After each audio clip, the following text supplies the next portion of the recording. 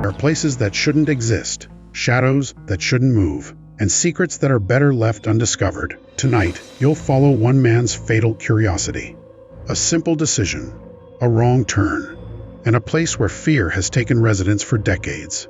He shouldn't have gone there, but he did. And now, what awaits him will haunt him forever. Do you have the courage to watch until the end? Story 1. He shouldn't have gone there. The moment he saw the old house perched on the hill, half hidden by the fog rolling off the river, something in his gut screamed at him to turn around. But he didn't. He never did what his gut told him. He always thought he was braver than the warnings, smarter than the danger. And tonight, curiosity had him firmly in its grip. It was past midnight when Jack pulled his car over to the edge of the cracked asphalt road. The house looked abandoned from the outside, paint peeling, windows dark and grimy, the front porch sagging under years of neglect. The only sign of life, or at least human presence, was a faint yellow glow from a window on the second floor. At first, he thought maybe someone had moved in, maybe a caretaker, or even a neighbor who dared occupy the cursed structure. He laughed quietly to himself and said, "Just a curiosity, nothing more." He grabbed his flashlight and stepped onto the uneven path leading up the hill. The gravel crunched under his boots, and every step seemed to echo louder than it should. As he approached the house, the air grew colder. Not a chill from the night. No, this was something else. It pressed against his chest like invisible fingers. He paused and looked around. The forest behind the house was unnaturally still. No crickets, no wind, no rustle of animals, nothing. Jack reached the front door. The wood was brittle, splintered, but it didn't resist his push. It swung open with a soft creak, and he stepped inside. The smell hit him first, a mix of decay, mold, and something he couldn't name. Something metallic. His flashlight beam danced across the walls, revealing old, peeling wallpaper with patterns that seemed to move just at the edge of his vision. He shook his head and laughed nervously. Just nerves. Old houses play tricks. The living room was empty. Dusty furniture sat like statues frozen in time. A fireplace filled with soot suggested life had existed here once, but now the shadows inside it seemed to twist unnaturally. Jack moved further in, drawn toward the staircase leading to the second floor. That faint yellow light he'd seen through the window flickered, beckoning him. He climbed slowly, each step groaning under his weight. At the top, the hallway stretched into darkness. Doors lined each side, some slightly ajar. The yellow light glowed brighter ahead, coming from the last door at the end of the hall. Jack reached the doorknob. It was warm. Too warm for a house abandoned for decades. He opened the door. Inside was a small study, walls lined with books, coated in dust. In the center of the room stood a desk, and behind it a figure hunched over, completely still. Jack froze. The figure slowly turned toward him, and for the first time he saw a face, a pale, hollow face. Eyes black and empty like wells. Jack's mouth went dry. Who's there?" he whispered. No answer. The figure's lips moved, but no sound came out. Then, as Jack's flashlight beam trembled across the room, he noticed the desk wasn't a desk at all. It was covered in photographs. Hundreds of photographs. People, families, children, and in every single one, someone was missing. Just an empty space where a person should have been. Jack stepped back. The figure rose slowly from the chair. Its movements were unnatural, jerky, like a puppet being pulled by strings. It opened its mouth, and finally, a voice emerged.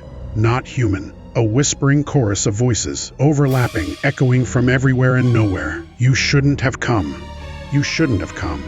Jack turned to flee, but the door slammed shut before he could reach it. He pounded on it, yelled, kicked. Nothing. The lights from the hallway vanished, replaced by darkness so thick it felt solid. The whispering grew louder, filling his head, and suddenly the floor beneath him shifted. It wasn't wood. It was not a floor at all. It was a mass of cold, writhing shapes, fingers, faces, hands reaching up from below. He stumbled, screaming, and fell into the shapes. The whispers became a chorus of screams, rising and falling like waves. Jack clawed at them, trying to pull himself free, but the room had changed. The walls were now flesh, pulsing, breathing, eyes opening and closing, staring at him from every angle. The figure at the desk leaned closer, now grinning impossibly wide. Jack tried to scream, but no sound came out. His flashlight fell from his grip and skittered across the floor, illuminating the room for one brief second. That's when he saw them, his own face, staring back at him from the photographs. Each one was him, in different rooms, different poses, different times, and beneath each photo, carved into the wooden frame, was a date. The dates, all in the future. The whispering voices laughed now. "We've been waiting for you." The figure lunged, and Jack felt himself being pulled into the photographs. Not falling, not through space, but through something older, something alive. The last thing he saw before darkness claimed him was the yellow light flickering out and the house falling silent once more. The next morning, the fog lifted from the hill. Neighbors, seeing the old house from the road, thought it empty as always. No one noticed the new photograph propped on the desk in the study, freshly printed, showing a man in a doorway with wide, terrified eyes. He shouldn't have gone there. Story 2. He shouldn't have gone there. Not at midnight, not alone, and certainly not after the warnings. But curiosity has a way of making fools of the best of us, and Michael was about to learn that the hard way. It started with a dare. A simple text message from a friend, bold and teasing. "Bet you won't check out the old Willow Creek Asylum tonight. Ghosts, screams, all that stuff. Are you brave enough?" Michael had always considered himself fearless. He had watched horror movies, explored abandoned warehouses, and hiked in the woods after dark. Ghosts didn't scare him. Warnings didn't scare him. But something in the pit of his stomach tightened when he typed, "I'm going." The asylum had been closed for decades. No one lived there. No one had set foot inside, at least not legally, since the fire that killed 6 patients in 1972. Locals whispered stories, patients wandering the halls, screams in the night, shadows that moved on their own. Michael parked his car a mile down the dirt road, under the skeletal trees that lined the approach. Fog had started to roll in, thin tendrils creeping along the cracked pavement. The main gates were rusted, swinging loosely in the wind. Michael's flashlight cut a narrow path through the darkness as he stepped inside. The air smelled of mildew, burnt wood, and something sour, something decayed but not entirely dead. He paused at the front entrance hall. Broken furniture lay scattered, papers fluttered in the draft, and the faint sound of footsteps echoed behind him, though he was alone. He swallowed, telling himself it was just his imagination. He moved toward the main staircase, each creak under his boots sounding unnaturally loud. He didn't notice the faint humming sound growing louder, as if the building itself were alive. The upper floors were worse. Hallways stretched endlessly, lined with doors, many hanging off their hinges. Faded charts and patient records littered the floors. One room had an old wheelchair tipped over, and beside it, something written in smeared red paint on the wall, "Leave now." Michael laughed nervously. "Classic horror gimmick," he whispered, but the warning settled like a stone in his stomach.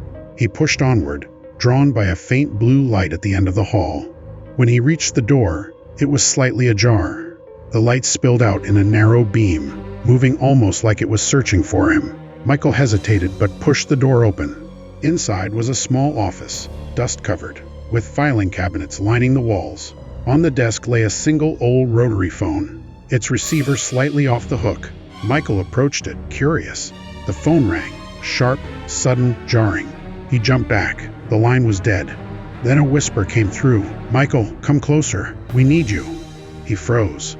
He didn't know anyone here. The voice was familiar, yet distorted, warped, as if hundreds of voices were speaking at once. The phone went dead. The light flickered, and then the temperature dropped. His breath came out in mist. Suddenly, the hallway behind the door slammed shut. No windows, no exit, just the office, the phone, and him. The whispering continued, now surrounding him, echoing off the walls. "You shouldn't have come. You shouldn't have come." Panicking, Michael turned toward the filing cabinets, hoping to find something, anything, to defend himself.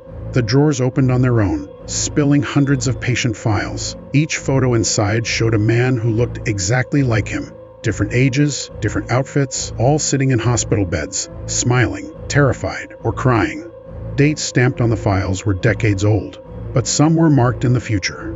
Michael stumbled backward, falling to the floor. The whispering rose to a crescendo.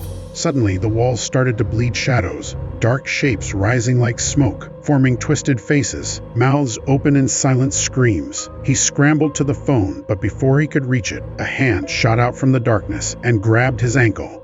He screamed, pulled violently into the blackness. The shadows engulfed him, hands wrapping around his arms and legs, dragging him down into the floor. His flashlight rolled away, illuminating the office one last time. On the desk, the rotary phone started dialing itself, ringing in endless loops. Then silence. Morning came. The asylum looked abandoned, quiet, harmless. A hiker passing by saw the gates swinging in the breeze and the fog lifting. No one noticed the new photograph pinned to the office wall inside, showing a man's terrified face staring out. Michael's face, dated today. He shouldn't have gone there. The end.